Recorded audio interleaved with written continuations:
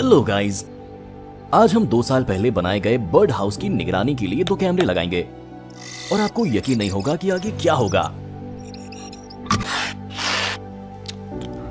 पिछले सीजन के बाद हमें बर्ड हाउस को साफ करने और कुछ मरम्मत करने के लिए नीचे ले जाना पड़ा। जैसे ही हमने सामने का कवर हटाया, हम पुराने कैमरे को देख सकते थे, जिसे हम एक नए बहुत बेहतर कैमरे से बदलने जा रहे हैं। और यहाँ काई का एक गुच्छा है जहाँ चूजे बड़े हो रहे थे। सर्दियों में कीड़ों ने बर्ड हाउस को अपने घोंसले के लिए अपार्टमेंट में बदल लिया। बदकिस्मती से इस मकड़ी के लिए बेदखली का दिन आ गया। जब हमने पुराने घोंसले को हटाया तो देखिए सबसे नीचे एक बिना फूटा हुआ चिड़िया का अंडा है। किसी वजह से ये कभी फूटा नहीं। चलिए इसे खोल कर देखें।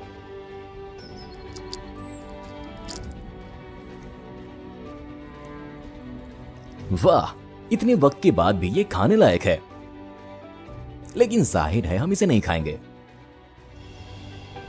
हमने बर्ड हाउस के अंदर का मेकओवर करके और दीवारों को रंगना शुरू किया। हमने इसके लिए कुछ इको फ्रेंडली ग्रे पेंट खरीदा। हम एक नया हाई डेफिनेशन कैमरा लगा रहे हैं जो हमें चिड़ियों के बच्चों को साफ दिखाएगा। कैमरा माउंट एडजस्ट करने लायक है, क्योंकि वक्त के साथ जब चूजे बड़े होते जाते हैं तो हमें इसे निकालना पड़ेगा।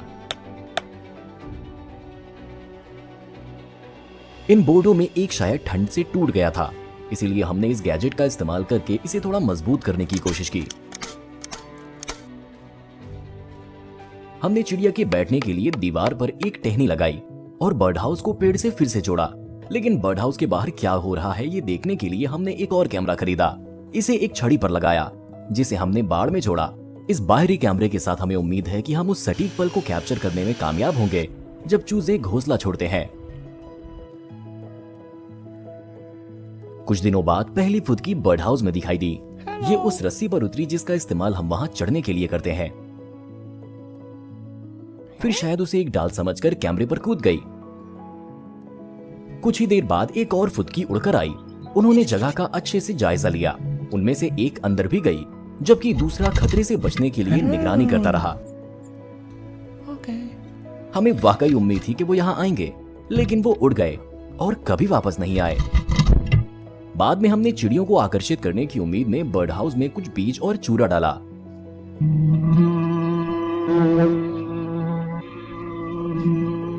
और ये सच में काम कर गया।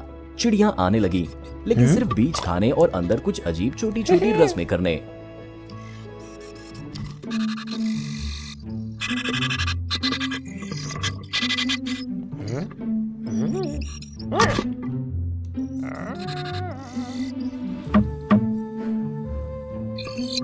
आखिरकार वो काई के टुकड़े लाने लगे, जिसका आमतौर पर मतलब होता है कि घोंसला बनाना शुरू हो गया है।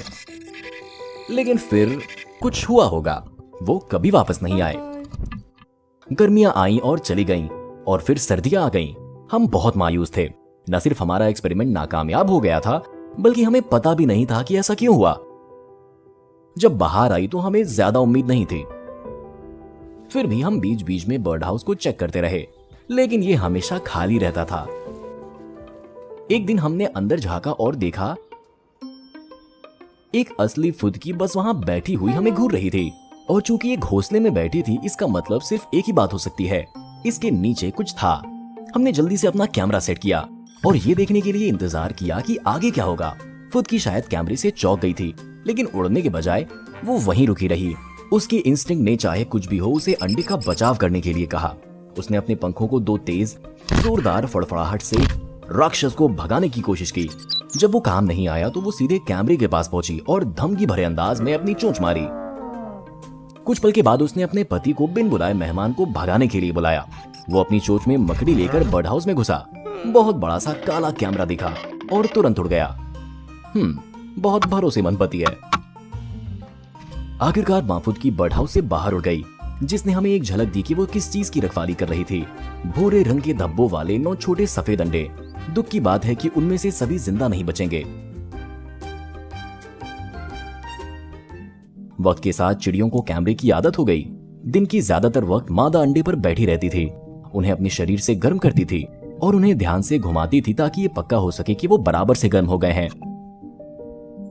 आखिरकार अंडे में जिंदगी तभी शुरू होती है जब इसे सही टेम्परेचर पर रखा जाता है। आपको ये हमारे पहले के एक्सपेरिमेंट से याद होगा, जिसमें एक ग्लास में मुर्गी का अंडा था। मादा को खाने की तलाश में घोंसला छोड़ने से बचाने के लिए नर अक्सर उसके लिए बीटल या कैटरपिलर लाता था। उसे कभी कभी उन्हें निगलने में परेशानी होती थी। अगली सुबह कुछ चूजे अंडे से निकले। अंडे के छिलके कैल्शियम और बाकी मिनरल से भरपूर होते हैं, इसीलिए फुदकी ने एक चाल चली, उसने उन्हें खा लिया। इस प्रोसेस में उसने गलती से घोंसले से जानवरों के बालों का एक छोटा सा हिस्सा निगल लिया, लेकिन वो इस परेशानी से निपटने में कामयाब रही। हालांकि वो दूसरा टुकड़ा नहीं निकल पाई, इसीलिए वो उसे बर्ड हाउस से बाहर ले गई। इससे हमें बच्चों का बेहतर नजारा देखने को मिला। शायद अब यहाँ 3 या 4 बच्चे हैं, बाकी अभी भी अंडों के अंदर छिपे हुए हैं। अंडे से निकलने के तुरंत बाद चूजों को खाने की जरूरत होती है, लेकिन उन्हें अभी तक ठीक से पता नहीं है कि कैसे। उन्होंने खाने के लिए अपनी चोंच खोलना नहीं सीखा है। उन्हें मदद करने के लिए माँ उनकी इंस्टिंक्ट को जगाने और उन्हें अपना सिर ऊपर उठाने और चौड़ा खोलने के लिए डिजाइन की गई खास आवाजें निकालने लगी। पहले तो कुछ नहीं हुआ, ऐसा लग रहा था जैसे वो इसके लिए काले कैमरे को दोषी ठहरा रही है, लेकिन फिर कामयाबी मिली। एक छोटा सा चूजा अपनी चोंच खोलता है और अपना पहला कैटरपिलर निकलता है। अगली सुबह तक एक अंडे को छोड़कर सभी अंडे फूट चुके थे। माँ शायद थोड़ा और इंतजार करेगी, लेकिन अगर ये जल्दी नहीं फूटता तो वो जगह बनाने के लिए इसे घोंसले से निकाल देगी। नर एक बहुत बड़ा कैटरपिलर लाया, जो लगभग एक चूजे जितना बड़ा था। ये महसूस करते हुए कि कोई भी बच्चा इसे संभाल नहीं सकता, मादा ने इसे खुद ही खा लिया। हमें अब कोई भी अंडा नहीं दिख रहा था, लेकिन चूजों की सही गिनती करना भी नामुमकिन था। हम इस वक्त घोंसले में कम से कम 7 मुंह देख सकते हैं। अगले दिन सुबह 4 बजे नर खाने का पहला हिस्सा लेकर आया। अभी भी थोड़ा अंधेरा था, इसीलिए कैमरा अभी तक नाइट मोड से कलर मोड में नहीं आया था। कभी कभी खाने के बाद चूजे अपने भाई बहनों के ऊपर चढ़ जाते थे, अपने पैरों से थोड़ा बहुत चीरफाड़ करते थे और अपनी माँ को एक छोटा सा सफेद तोहफा देते थे, जिसे वो तुरंत घोंसले से निकाल देती। ये बहुत अच्छा काम तो नहीं था, लेकिन कोई और तरीका नहीं था।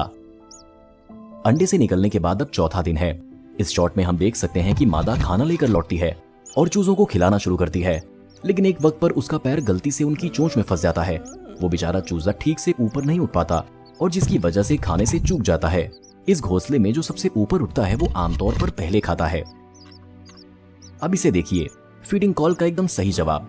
मादा उतरती है, एक खास आवाज करती है और सभी चूजे तुरंत घड़ी की तरह अपनी चोंच ऊपर उठाते हैं। एक और फीडिंग के बाद चूजों में एक खास हालत में थोड़ा देर से आया और जैसे ही मादा घोंसला छोड़ती है, उसने एक सफेद तोहफा देना शुरू कर दिया। क्योंकि वो इसे अपने साथ नहीं ले गई, इसीलिए ये पीछे रह गया। इस तरह की दुर्घटनाएं अक्सर होती रहती हैं। अगर माँ फुदकी वक्त पर ध्यान नहीं देती और कचरे को नहीं हटाती, तो हानिकारक बैक्टीरिया या संक्रमण बढ़ सकते हैं, जिसके गंभीर नतीजे हो सकते हैं।